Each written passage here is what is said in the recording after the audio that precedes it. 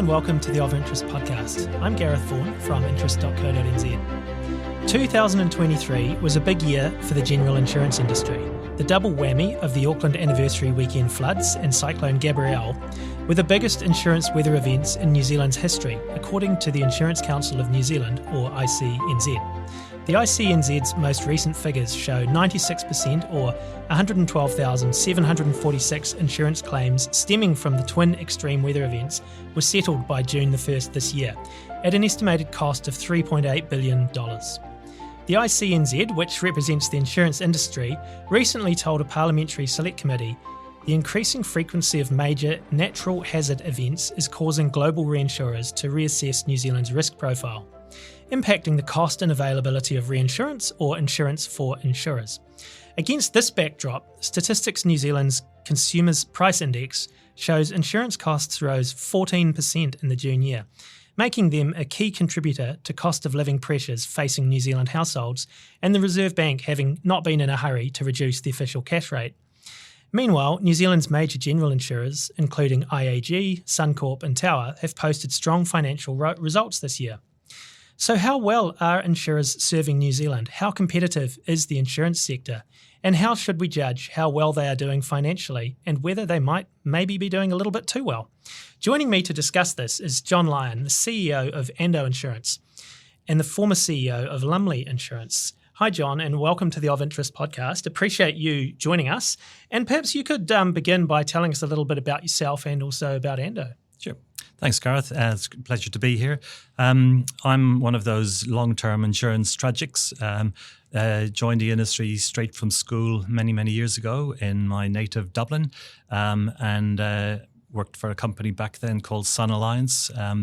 Had the opportunity to move to the UK with that company in the 80s, and then came out to New Zealand in 1991 on one of those 2-year secondments that turn into a lifetime change. So I was with Sun Alliance, which became Royal Sun Alliance, and then changed its name to Vero.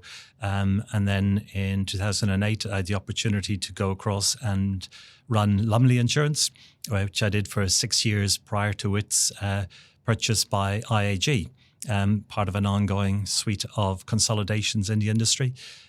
So when that acquisition happened in 2014, I left the business and got together with a few colleagues from Lumley and a few others, and we decided there was a good opportunity to start a new business and to create a new model that would challenge the bigger players, and particularly in the back of the consolidated market as it was then. So we founded Ando Insurance. Ando is not an insurance company. It's a managing agency or an underwriting agency. What that means is that we effectively do everything that an insurance company does from an operational point of view, but we're not licensed by the RBNZ and we don't have all the insurance capital. We partner with an insurance company, in this case, the Hollard Insurance Company, an Australian capitalised insurance business, and we effectively are their operational arm in New Zealand. And so we think of ourselves as a kind of symbiotic end-to-end insurance company between Hollard and ourselves. There's no overlap and duplication of function. We as a management team are empowered to run the business. The Ando management team are a 60% shareholder in Ando. 40% of the business is owned by Hollard. So it works as a really good, effective model in terms of accessing capital, but at the same time being free to focus in on the operational delivery and the people, the culture and the service proposition that we're trying to build. So Ando started in 2016, and since then we've grown to about 4.5% market share, about 500 million in GWP, that's gross written premium, 350 employees. And so we've developed a very nice business on the back of current state technology, a handpicked team of people wrapped up in a great culture and bringing propositions to the local market rather than deploying global strategies into New Zealand. So that combination has proven very effective. We deal largely, in fact, almost exclusively through insurance brokers. We've got one small bank connection, but effectively most of our business is through insurance brokers rather than direct with the public. That's why people may not recognize the name so well, because we're an intermediated brand rather than a direct consumer brand. Right, that's great. Really useful to know the background. Thanks for that. So to begin with, how would you describe the general insurance market structure in New Zealand? And note for listeners, when we talk about general insurance, we're talking about the likes of home, car and contents insurance, so not life or health insurance. So with that general insurance market, how would you describe the structure? What's it like these days? Well, I think when I look back at when I first came to New Zealand in 1991, a lot of the names that were familiar back then, you had Norwich Union, General Accident, Commercial Union, Royal Insurance, Sun Alliance Insurance. All of those companies have effectively been absorbed into others. There's been a lot of consolidation over all those years. That consolidation was accelerated when the Canterbury earthquakes happened and AMI was taken over by IAG. And then the next big change was 2014 when Lumley, which was the then third largest insurer, was taken over by IAG again. So the market has become very consolidated. I think one of the interesting things is that if you were to your average consumer and ask them how many insurance companies are there in New Zealand, they'd say, well, there's a whole bunch of them. You've got State, AMI, NZI, Lumley. You can buy insurance from ASB, BNZ, Westpac. What most consumers don't realise is that that's a single entity, that's IAG. And then on the Suncorp side, you've got Vero, AA Insurance, AMP, ANZ. So there's a perception of choice, but the choice isn't necessarily there. They're different brands, different offerings, but effectively it's two entities behind those organizations or those brands. Yeah, that's a good point. I mean, there's a lot of brands, but not as many insurers. So would you describe the market as a duopoly? I think a duopoly might be pushing it. I think what you have to do is look at the various segments. And if you look at the overall market structure, the Insurance Council membership, which is most of the industry, is about $11 billion. IAG are about $4 billion of that. 37% market share. Suncorp have about 25% market share. So on that basis, there's not a duopoly at play. But I think when you break it down into different segments and you look at consumer lines, particularly home, contents, car, then the consolidation is much more obvious. And you've got, I don't know what the particular market shares would be, but it's probably north of 80% for those two companies in that market, with Tower being a kind of the third largest player in that space. So it is very concentrated, and that's problematic for New Zealand, I suppose, in many respects. And not necessarily because there isn't competition between those entities, but it's more of a signal of the attraction of the New Zealand market to offshore players. And the question is, why aren't there more players in the market? So I think the reason we started our business was because we saw the opportunity to compete against the big companies, and that's our success is obvious from what the numbers are, but it's been based on us being able to outmaneuver and to provide choice to particularly our distribution mechanism, the insurance brokers. And I think one of the things when you look at the role of the brokers in the market, the brokers do help to support a competitive environment because their job is to get the best deal for their customers. And they largely play in the commercial space.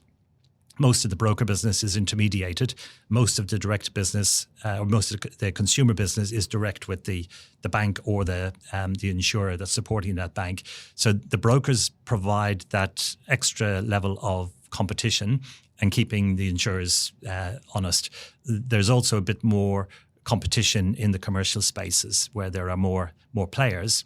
It's in the consumer classes where we don't have that same level of competition. And just in particular, looking at the consumer space, I mean, do the likes of IAG and I guess Suncorp, maybe to a slightly lesser extent, do they have noticeable, significant market power?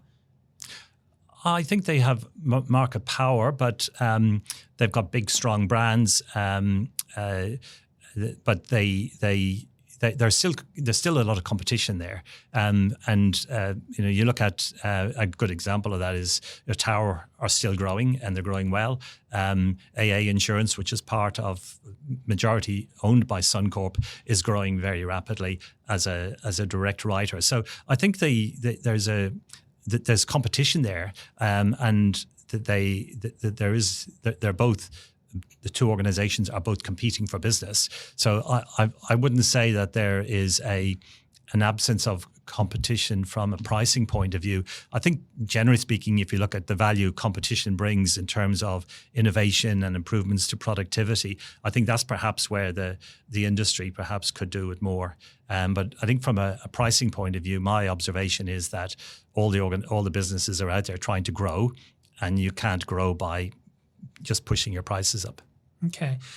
In terms of the entering the market, we don't tend to see new insurers come along very often in New Zealand, which you've already made that point. There was the ill-fated Yui attempt, obviously. But what are the key barriers to enter the insurance market in New Zealand? I think the most significant barrier to entry is the risk profile for New Zealand, that a number of insurers look at New Zealand and they think the economy is relatively small. It'll never be a major strategic value add to a global company in terms of incremental growth. So all you're going to have is a problem when a big thing happens, like an earthquake. So there is that perspective. I think the market in New Zealand until recently was one of the least regulated in the world. We're playing catch up quite well. There's risk with over-regulation, but I don't think regulation per se is a barrier to entry. The EQC model, the National Hazards Commission now, is partly a barrier and partly an attractive proposition for a new entrant, because from an exposure point of view, it takes away the first $300,000 of every earthquake risk on every home. So that's a good thing if you're looking to come into the market. But the barrier is really around the National Disaster Recovery Agreement, where trying to get that agreement sorted out. It's not a huge barrier, but it is potentially a barrier if somebody wanted to come in. How does that work? Can you just remind me? So this was a great initiative that came about after the Canterbury earthquakes. The EQC at the time, you might remember, had to go from something like 25 employees up to 1,200, 1,500 in order to deal with the hundreds of thousands of claims that came out of that event, or those events. That was a hard road for a lot of consumers, because they were having to deal with two entities. On the one hand, they're dealing with an insurance company where they've got a contract in place that's clearly set out. On the other hand, they were dealing with EQC, which was basically governed by an act of Parliament, by legislation. And so it was a very different experience. And sometimes they'd be dealing with both parties relating to the same claim, and it was kind of going from one to another. Communication wasn't working brilliantly.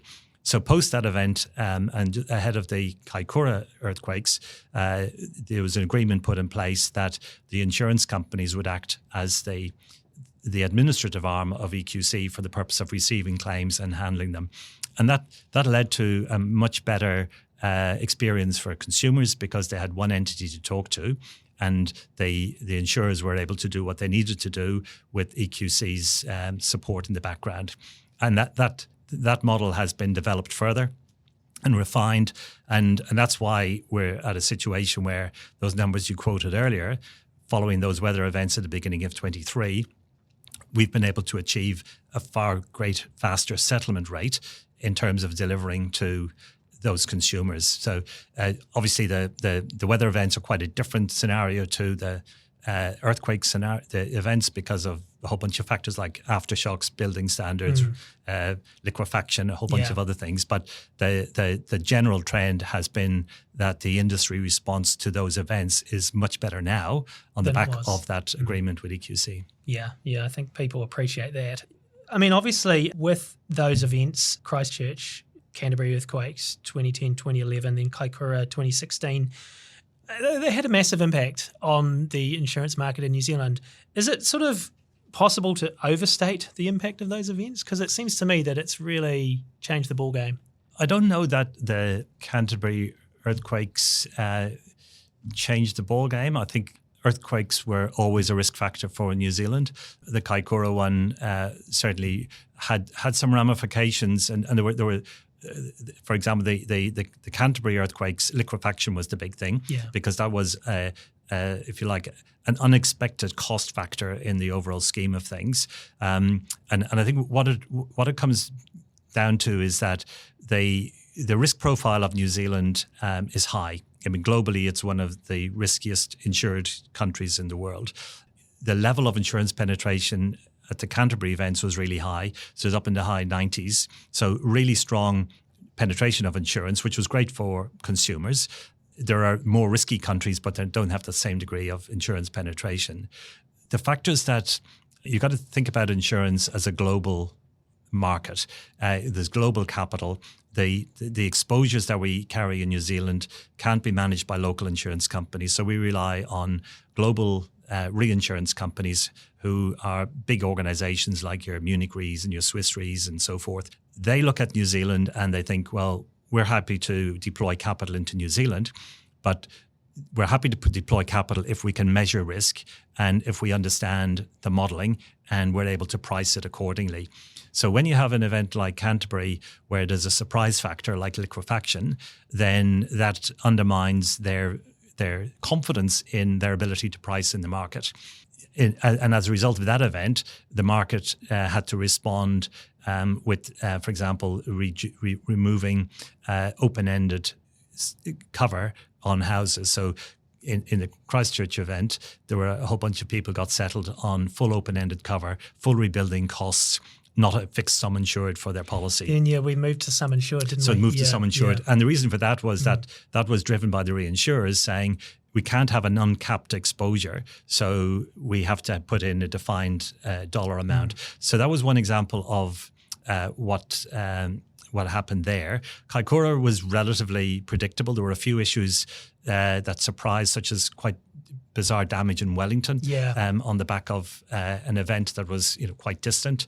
But then moving into the weather events from last year, those weather events were a shock to the system, not because weather events in New Zealand were unexpected, but the scale and the impact of those two events in quick succession. So if you look back over the last 15, 20 years in New Zealand, the average cost of weather events across the industry was between $300 and $350 million a year across the entire industry. Then in early 2023, we had two events that were about $2 billion each within 2 weeks. So at the time, the industry income was 8 and a bit billion, and we had effectively half of the entire premium for the year gone in two events that were unexpected and in the reinsurers' eyes were unmodelled. So they were unmodelled perils, or they were modelled but they were further down the probability curve. So effectively what happened post those events is that people look at their models and think, well, actually, we can't expect these events to happen once every 50 or 100 years. These are things that are going to happen more frequently.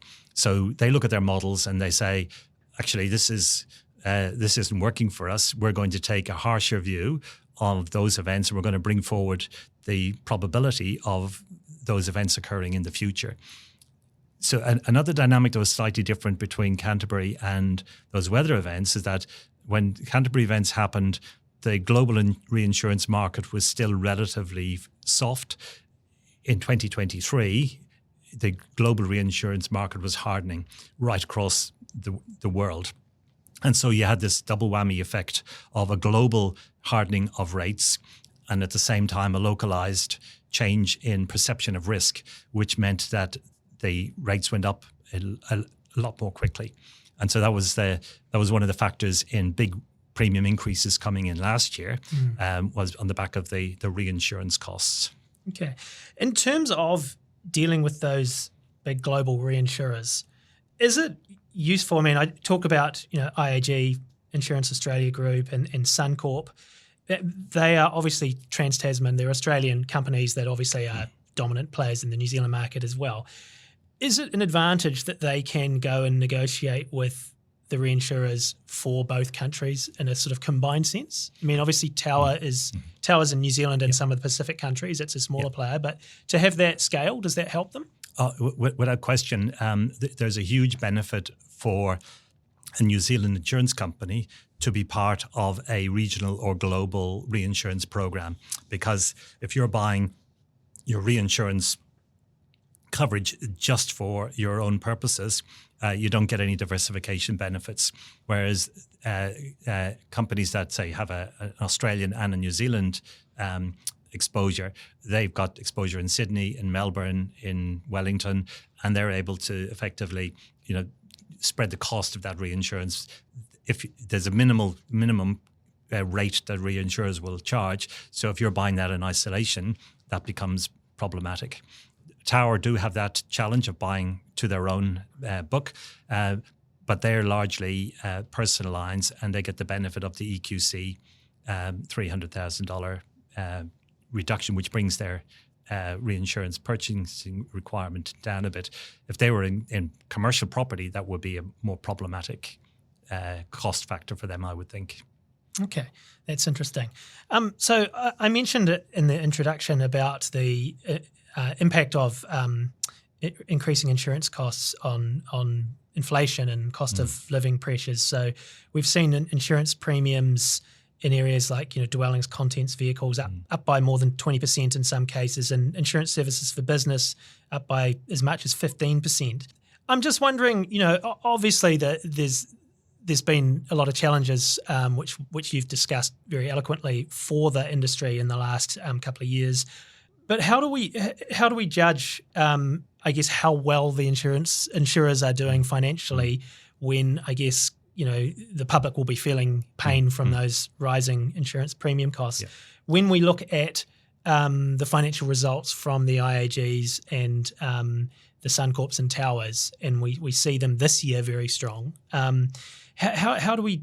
I mean, what's the key information you should look for in an insurer's financial results, the data or the financial measurements to look at just how well they're doing? I think one of the things that you again, trying to bring it back into layman's terms, if I give an example of one of the things that happened at the middle of last year when the reinsurance markets hardened, one of the things that the reinsurers did was, as well as putting prices up, they went to the insurance company and they said, you now need to hold more of the risk to your own account. So I don't have the numbers offhand, but the Suncorps and IAGs, and indeed our business, was faced with a situation where if we had been holding, say, $100 million of the risk to our own account before reinsurance comes in, the reinsurers might have put that up to $500 million. So if you think about that, then if you've got an exposure of $500 million for any one event, you're not going to get $500 million every year. So what insurance companies will do is they say, well, maybe over 5 years, we'd expect to have $100 million on average. So it'll be one big event every 5 years. That's $500 million. We'd spread that cost over 5 years. So in every year, you'd put a cat allowance in of $100 million. If you don't have a cat event, you've got $100 million profit. And then the next year, you might have no event and you got another $100 million profit. But in year 5, you've got $500 million event and you lose $500 million.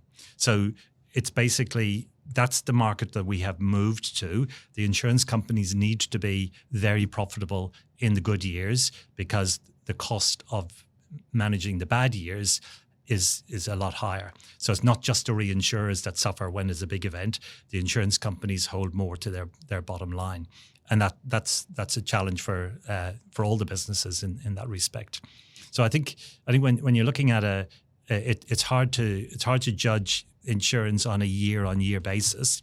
It's a very natural thing to see the rates go up after a big event, and then insurance typically works in cycles where they after an event the premiums will go up. And then things stabilize, the recency effect declines, and then over time, the market flattens out again. And we're seeing that happening now in the commercial markets where the rates go up. And then you've got the global factor comes in, where you get the likes of the London market looking into New Zealand and saying, actually, those premiums are pretty good in New Zealand now. We're going to start deploying some capacity in there. That then frees up capacity in the local market for all the business taken into the London markets.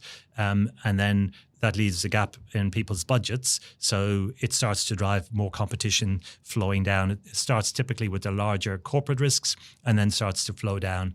Now, that same dynamic doesn't happen in consumer insurance, because those London markets generally don't have any conduit to get their capital into the consumer classes. It's typically in the commercial classes through the brokers that they would be able to make that deployment. So that market cycle is happening all the time, and we're seeing the evidence of that now as premiums rate increases have now declined, and the market is much more flat coming through.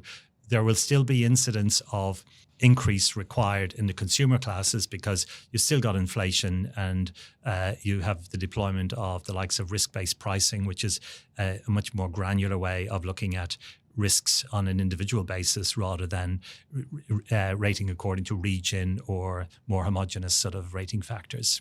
Okay, so when we look at IAG's results this year, we shouldn't be too, as a consumer, we shouldn't be too grumpy. I think we should be grateful that there are insurance companies who are still committed to the New Zealand market, because what we need is, and this isn't just me as an insurer talking, what we need is a healthy, strong insurance market, because the risks are so great in New Zealand.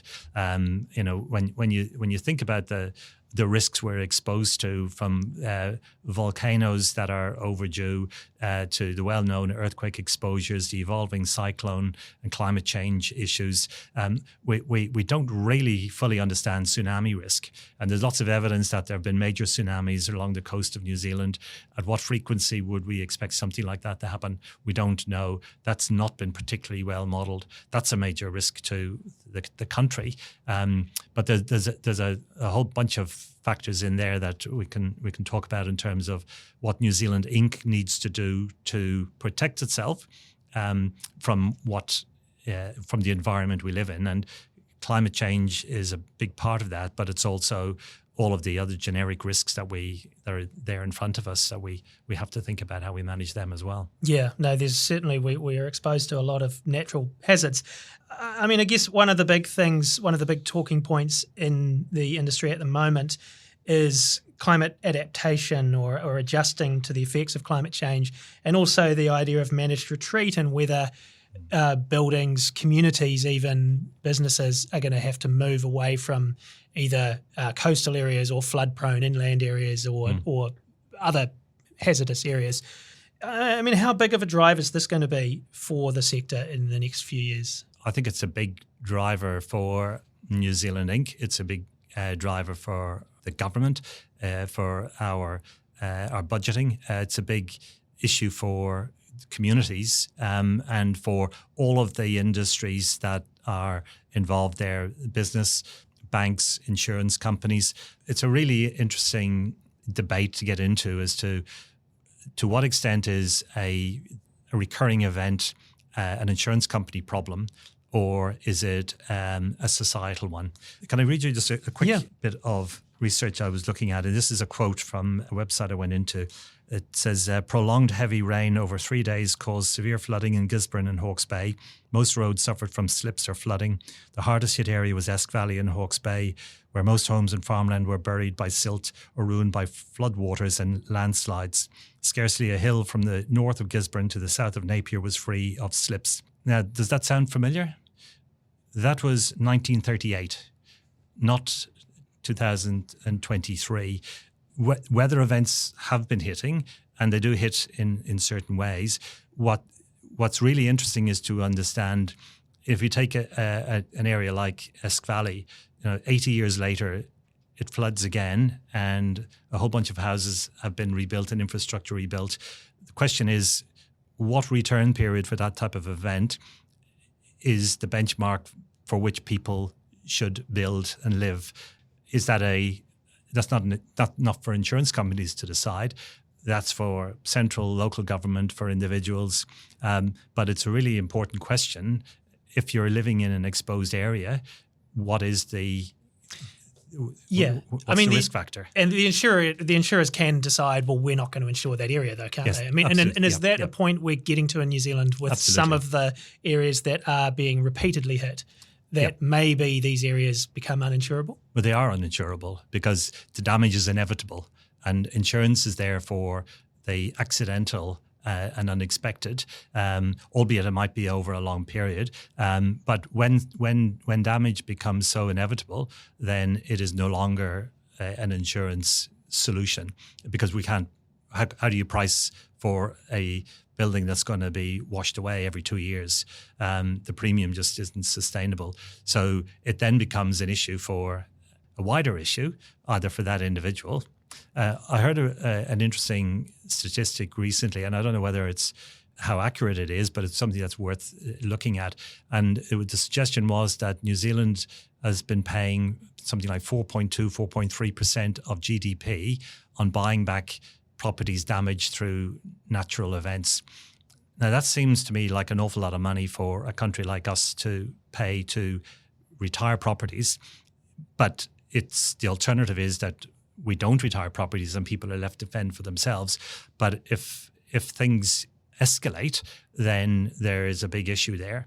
So it leads into the question then of, when you look at the $4 billion or thereabouts of damage that was done in the weather events last year, how much of that was caused by a failure of infrastructure, whether that's the stormwater systems in Auckland that weren't working effectively, or the slash build-up that occurred in Hawke's Bay and elsewhere. What was preventable, and by preventable, what would the cost of prevention might have been? Again, when you look at the Canterbury experience and you look at the type of building that was done in Canterbury, there is a suburb down there called Marshlands, and there's a little clue in the name there, and that suburb was badly damaged. A lot of the houses in that suburb were heavy construction, brick and tile houses on unreinforced concrete-based foundations. They move in the earthquake on reclaimed land, the foundations break, and effectively it's constructive total loss.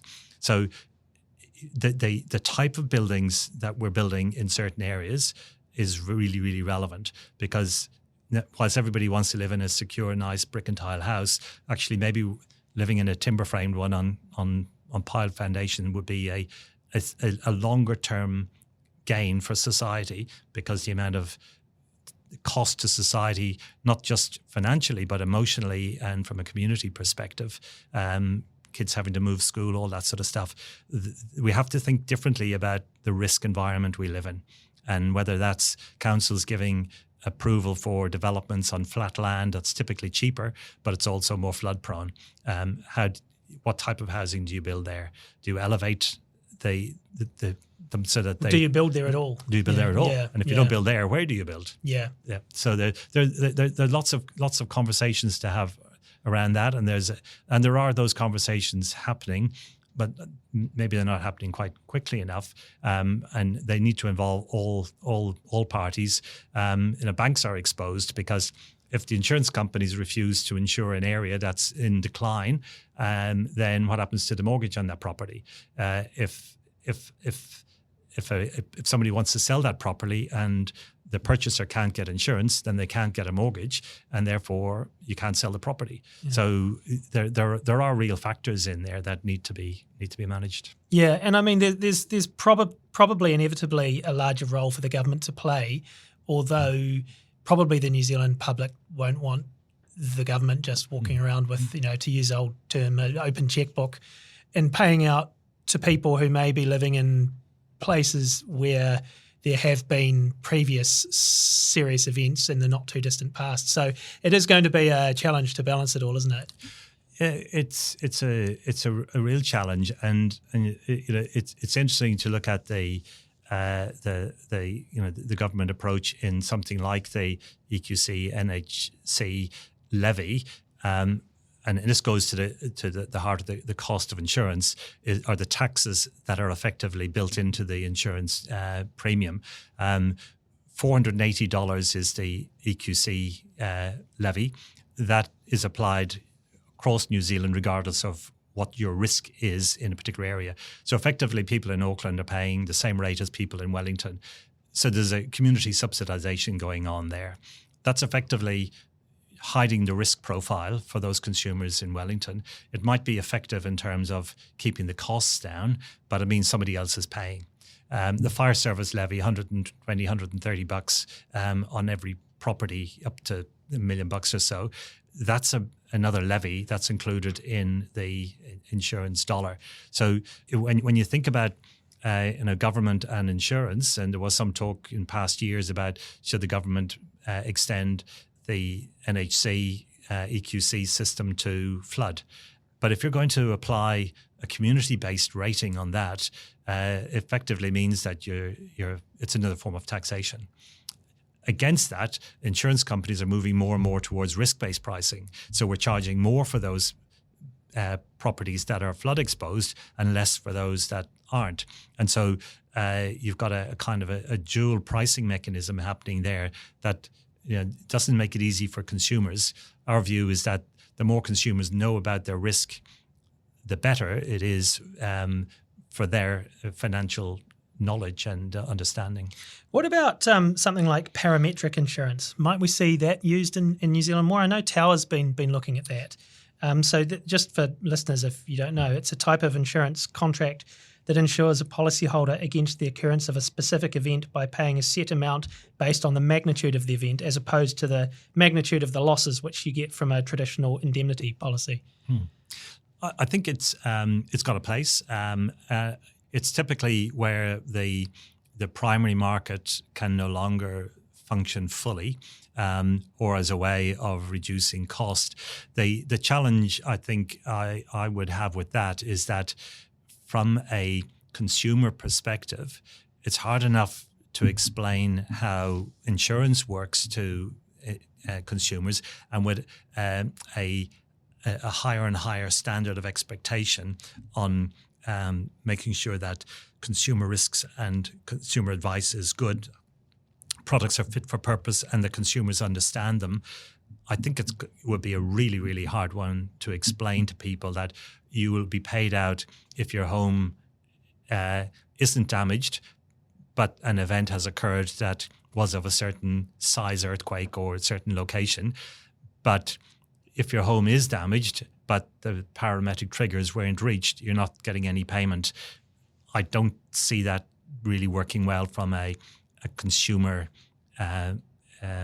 understanding perspective. I think from a business point of view, perhaps there would be a more of an opportunity in that space for, say, something like business interruption insurance or something like that. There could be a use for it there. So it's not to say that it's not a goer.